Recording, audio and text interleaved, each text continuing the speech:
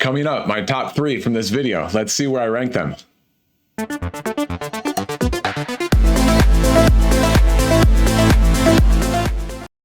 Welcome to KDX Bricks Analytics, where I watch all the Lego investing and reselling videos so that you don't have to. So let's jump right into it.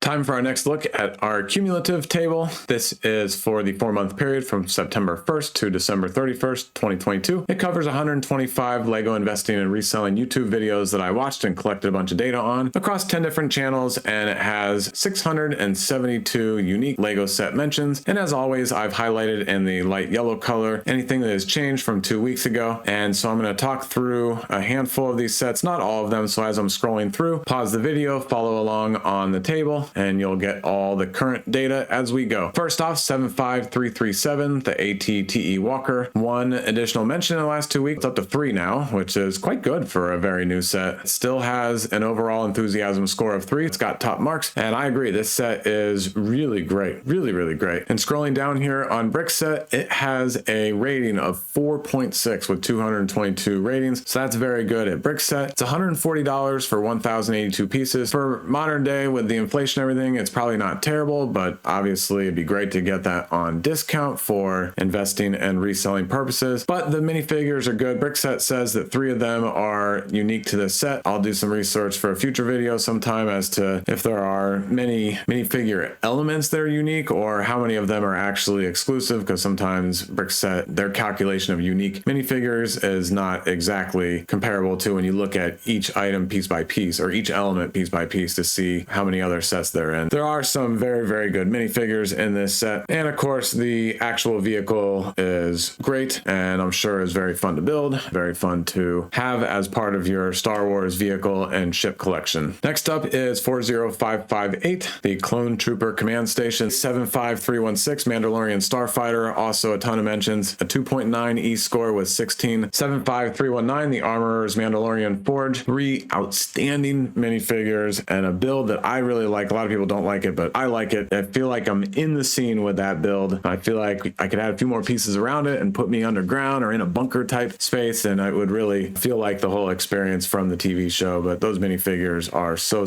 good. Let me even click on those for a second. Just want to see them here. Yeah, I love the Paz Vizsla minifigure. Of course, the Armor's helmet is fantastic, and the Mandalorian is great too, but really outstanding minifigures in this set. Now on to Ahsoka Tano, 40539, the single pack brickheads, but it is the 150th commemorative brickhead. This one should do very well. It's up to 9 mentions for this 4-month period with a 2.6 E-score, and Buzz Lightyear also with a 2.6 E-score, and that jumped up 0.3 in the last 2 weeks with this additional mention. Another set that I've been drooling over since the beginning of this series, 75314, the Bad Batch attack shuttle. I think I've got 6 that are ready to go for resell. Probably got to wait 18 months or so, but then gonna get those sold and hopefully make some pretty good money on them. This set is fantastic. Perfect $100 price point. Of course, you could get it on sale with some coupons and that kind of thing down to maybe around $80. It's the first of this type shuttle that Lego has put into a set. They may do more, but this one will always be the original. And even though most of these minifigures are not fully exclusive to this set, there are a lot of minifigure elements that are, and also they just look fantastic. And it comes with a little gonk droid that we all love. 75283,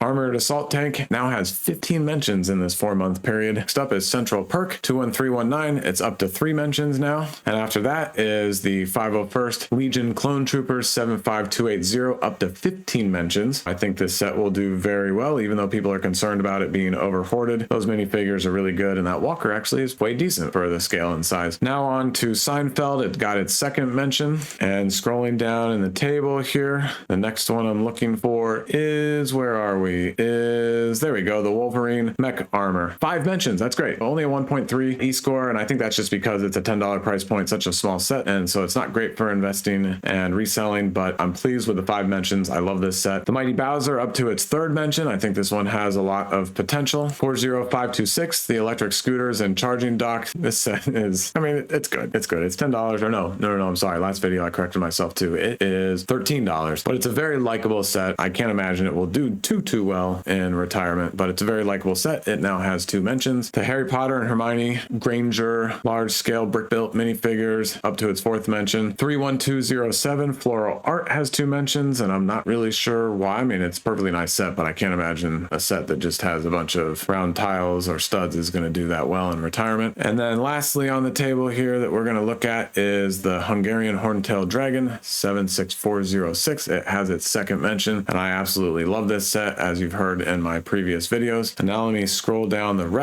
of this table so you can see all the sets that still just have 1 mention and enthusiasm score of 1. Before we wrap up, like always, I like to look at my top 3. This is my number 3, 75337, the ATE Walker. It's such a cool set. Such a cool set. I really hope to get a few of these someday. I hope that everything tracks that this one will be a very good investment in the future, but we'll see how long it's going to sit on the shelves. And my number 2 pick, maybe a little bit of a surprise, but it's the Hungarian Horntail Dragon 76406. It's just such a dynamic set, and how the linkages and mechanics are of how the wings flap on these sets is really impressive. Here's the Hedwig set, and those wings just have a lot of organic dynamic movement to them. They are not just a simple flat wing flapping up and down, but they've really got a lot of good, what seems to be pretty natural wing flapping movement. I like all 3 in this series, and I want to see them do well. And then my number 1 is one of my fallbacks, 75319, the Armorer's Mandalorian Forge. That puts a wrap on this video, and I will see you in the next one.